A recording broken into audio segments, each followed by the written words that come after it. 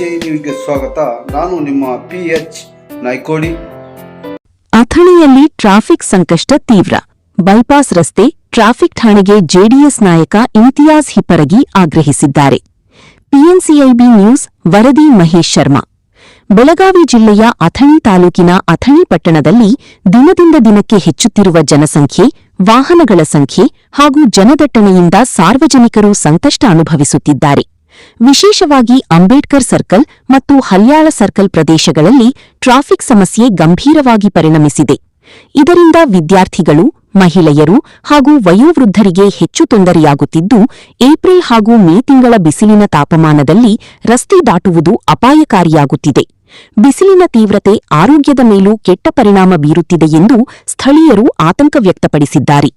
ಈ ಸಮಸ್ಯೆಗೆ ಪರಿಹಾರವಾಗಿ ಬಹುಕಾಲದಿಂದ ಸುದ್ದಿಯಾಗಿರುವ ಭಾಗೀರಥಿ ಹಳ್ಳದ ಕಾಮಗಾರಿಯನ್ನು ವೇಗವಾಗಿ ಪೂರ್ಣಗೊಳಿಸಿ ಅಥಣಿಯ ಅನಂತಪುರ ಸರ್ಕಲ್ನಿಂದ ಸಿದ್ದೇಶ್ವರ ದೇವಸ್ಥಾನವರೆಗೆ ಬೈಪಾಸ್ ರಸ್ತೆ ನಿರ್ಮಾಣ ಮಾಡಬೇಕು ಎಂದು ಜೆಡಿಎಸ್ ಮುಖಂಡ ಇಮ್ತಿಯಾಜ್ ಹಿಪ್ಪರಗಿ ಆಗ್ರಹಿಸಿದ್ದಾರೆ. ಇದರಿಂದ ವಿಜಯಪುರ, ನಂದಗಾಂವ್ ಹಾಗೂ ಶಿರಟ್ಟಿಗೆ ಸಾಗುವ ವಾಹನಗಳು ಪಟ್ಟಣದೊಳಗೆ ಪ್ರವೇಶಿಸದೆ ಬೈಪಾಸ್ ಮೂಲಕ ಸಂಚರಿಸುವುದರಿಂದ ಟ್ರಾಫಿಕ್ ಒತ್ತಡ ಕಡಿಮೆಯಾಗಲಿದೆ ಎಂದು ಅವರು ತಿಳಿಸಿದ್ದಾರೆ. ಇದೇ ವೇಳೆ ಅಂಬೇಡ್ಕರ್ ಸರ್ಕಲ್ನಲ್ಲಿ ಕಠಿಣ ಬಿಸಿಲಿನಲ್ಲಿಯೇ ಟ್ರಾಫಿಕ್ ನಿಯಂತ್ರಣ ಮಾಡುತ್ತಿರುವ ಪೊಲೀಸ್ ಸಿಬ್ಬಂದಿಯ ಸೇವೆಯನ್ನು ಶ್ಲಾಘಿಸಿ ಸಾರ್ವಜನಿಕರ ಪರವಾಗಿ ಕೃತಜ್ಞತೆ ಸಲ್ಲಿಸಿದರು.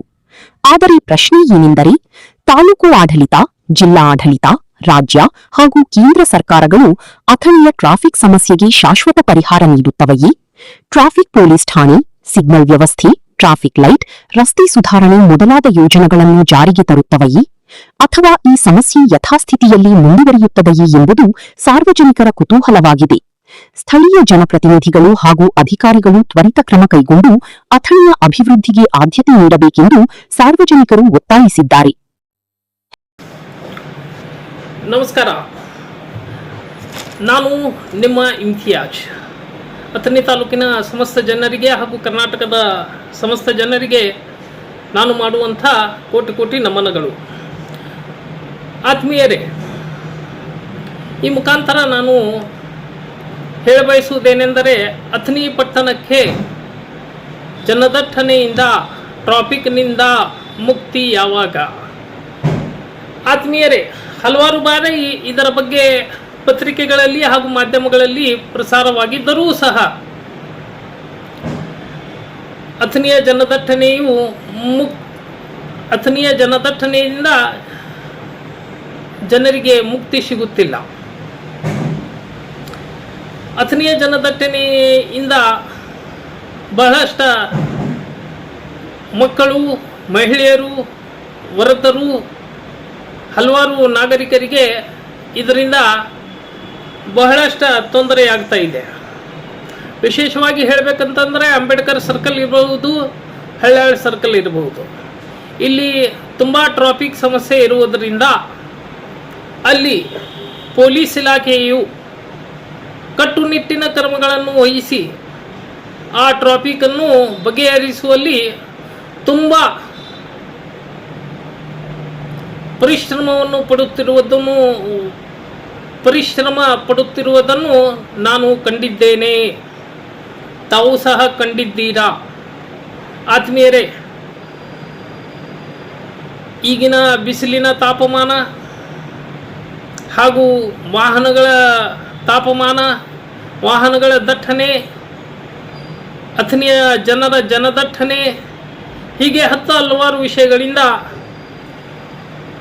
ಮುಕ್ತಿ ನಾವು ಪಡಿಬೇಕಾದರೆ ಅಥಣಿಯ ಏನು ಭಾಗೀರಥಿ ಹಳ್ಳ ಅಂಥೇಳಿ ಏನು ಕಾಮಗಾರಿ ಇತ್ತು, ಆ ಕಾಮಗಾರಿಯನ್ನು ಸಂಪೂರ್ಣವಾಗಿ ಮುಗಿಸಿದ್ದಾದರೆ ಅಥಣಿಯ ಅನಂತಪುರ ಸರ್ಕಲ್ದಿಂದ ಹಿಡ್ಕೊಂಡು ಸಿದ್ದೇಶ್ವರ ಗುಡಿಯ ತನಕ, ಅಥಣಿಯ ಅನಂತಪುರ ಸರ್ಕಲ್ದಿಂದ ಹಿಡಿದುಕೊಂಡು ಸಿದ್ದೇಶ್ವರ ಗುಡಿಯ ತನಕ ಬೈಪಾಸ್ ರಸ್ತೆಯು ನಿರ್ಮಾಣವಾಗಿ ಈ ಒಂದು ಜನದಟ್ಟಣೆಯ ಟ್ರಾಫಿಕನ್ನು ಕಡಿಮೆ ಮಾಡಲು ಅನುಕೂಲವಾಗಲಿದೆ ಅಂಥೇಳಿ ಹಲವಾರು ಬಾರಿ ಹೇಳಿದ್ದರೂ ಸಹ ಆ ಕಾರ್ಯವು ಆಮೆಗತಿಯಲ್ಲಿ ನಡೆಯುತ್ತಿರುವುದು ತುಂಬ ವಿಷಾದದ ಸಂಗತಿ. ಈಗಿನ ಏಪ್ರಿಲ್ ಇರಬಹುದು, ಮುಂದಿನ ಮೇ ತಿಂಗಳಿರಬಹುದು, ಹೆಚ್ಚಿನ ಬಿಸಿಲಿನ ತಾಪಮಾನ ಇರುವುದರಿಂದ ವಯೋವೃದ್ಧರಿಗೆ ಹಾಗೂ ಮಕ್ಕಳಿಗೆ ಹೊರಗೆ ಬರುವುದು, ಮನೆಯಿಂದ ಹೊರಗೆ ಬರುವುದು, ನೆರಳಿನಿಂದ ಬಿಸಿಲಿನ ಕಡೆಗೆ ಹೋಗುವುದು ತುಂಬ ಅಪಾಯಕಾರಿ ಬಂಧುಗಳೇ. ಅದಕ್ಕಾಗಿ ನಾನು ದಯಮಾಡಿ ಜನಪ್ರತಿನಿಧಿಗಳು ಇರಬಹುದು, ಅಧಿಕಾರಿಗಳು ಇರಬಹುದು, ತಾವು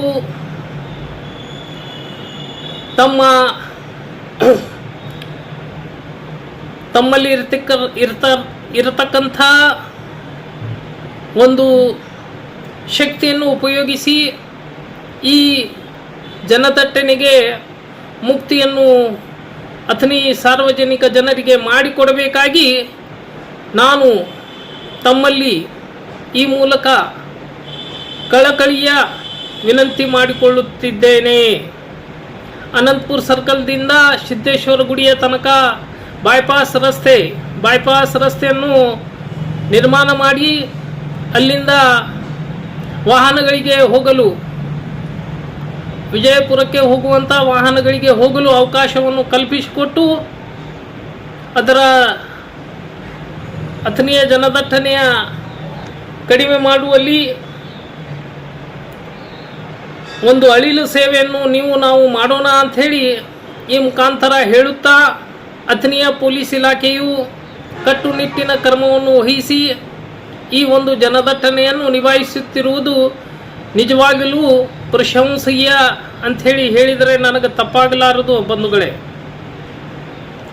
ಇವತ್ತಿನ ದಿನಗಳಲ್ಲಿ